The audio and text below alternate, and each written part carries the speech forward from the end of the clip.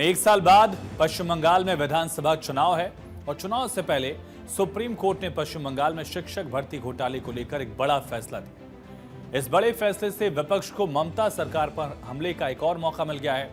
Supreme court ने Kolkata high court के उस आदेश को बरकरार रखा, इसमें 2016 में पश्चिम बंगाल स्कूल सेवा आयोग WBSSC की ओर से बहाल की गई 25,763 शिक्षकों और गैर शैक्षणिक कर्मचारियों की नियुक्ति को रद्द कर दिया गया था। इस फैसले ने ममता बनर्जी के नेतृत्व वाली TMC सरकार को बड़ा झटका दिया।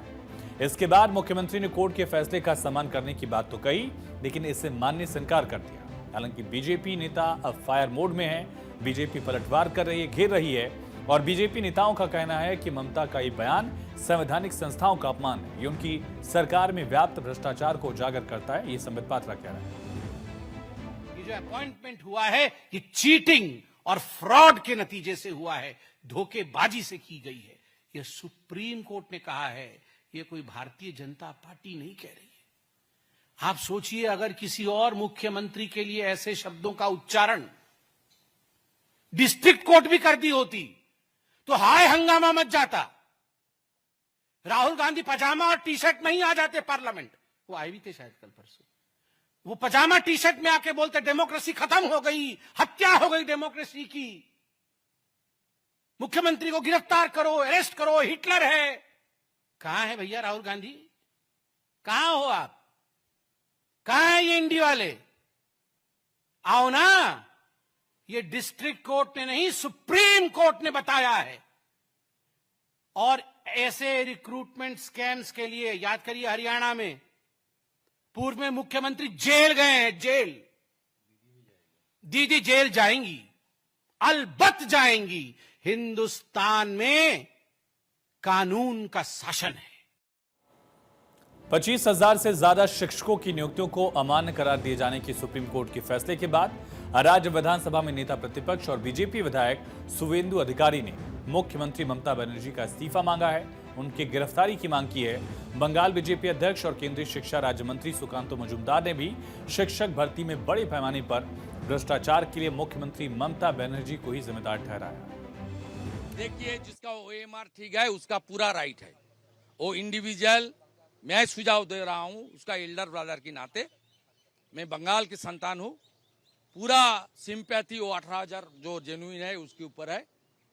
आप लोग रीट फाइल कीजिए इंडिविजुअल, आपको लीगल तरीके से ह्यूमैनिटेरियन ग्राउंड लीगल ये 226 आपका राइट है, फंडामेंटल राइट। आप जा सकता है, कुछ ना कुछ तो आएगा। अब मेरा उम्मीद है तो जो जेन्युइन है OMR ठीक है उसको फुल प्रोटेक्शन सबको देना चाहिए। पूरा दोषी है तृणमूल कांग्रेस। तृणमूल कांग्रेस खुले बाजार में सब्जी का माफिक ये नौकरी बेच दिया था। और सबसे दुर्भाग्य विषय यही है, तृणमूल कांग्रेस की कार्रवाई से आज जो आपने मेरिट के ऊपर लड़ाई करके नौकरी लिया था उसका भी नौकरी जा रहा है।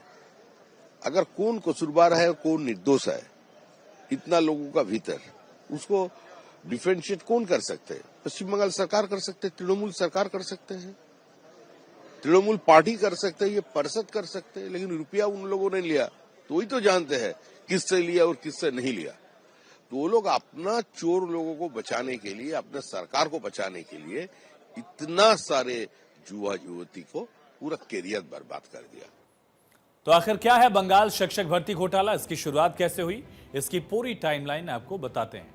दरअसल विवाद 2016 में शुरू हुआ जब पश्चिम बंगाल स्कूल सेवा आयोग, जिसने राज्य के सरकारी और सहायता प्राप्त स्कूलों में शिक्षकों और गैर शिक्षण कर्मचारियों की भर्ती के लिए एक चयन प्रक्रिया शुरू की। इस प्रक्रिया के तहत कुल 25,753 लोगों की भर्ती भी हुई, नियुक्तियां हुई। हालांकि जल्द ही इस भर्ती में बड़े पैमाने पर अनियमितता और भ्रष्टाचार के आरोप लगने लगे।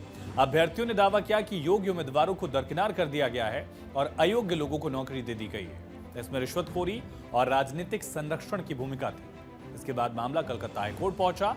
अप्रैल 2024 में हाईकोर्ट ने पूरी भर्ती प्रक्रिया को ही अवैध घोषित कर दिया था और सभी नियुक्तियों को रद्द कर दिया था। कोर्ट ने यह भी निर्देश दिया कि भर्ती में शामिल दोषियों की जांच केंद्रीय जांच ब्यूरो यानी CBI करे।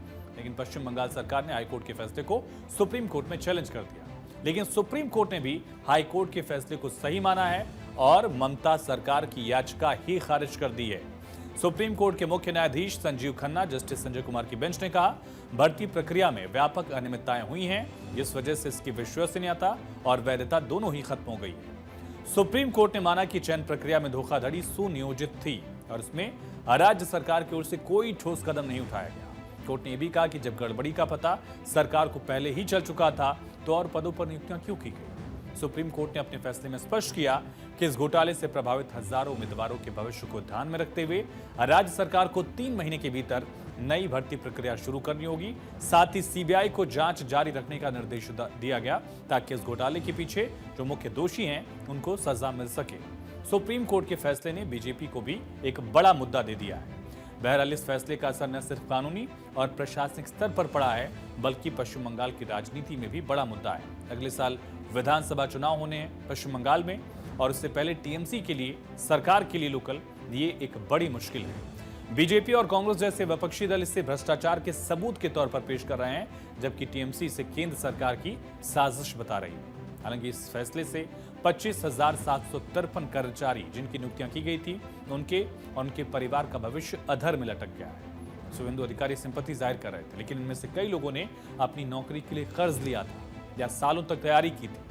प्रभावित कर्मचारियों ने सड़कों पर उतरकर प्रदर्शन शुरू किया और सरकार से उनकी नौकरी बचाने की मांग कर रहे हैं। बीजेपी की तरफ से शुभेंदु अधिकारी ने कहा कि इन अभ्यर्थियों को रिट दाखिल करना चाहिए।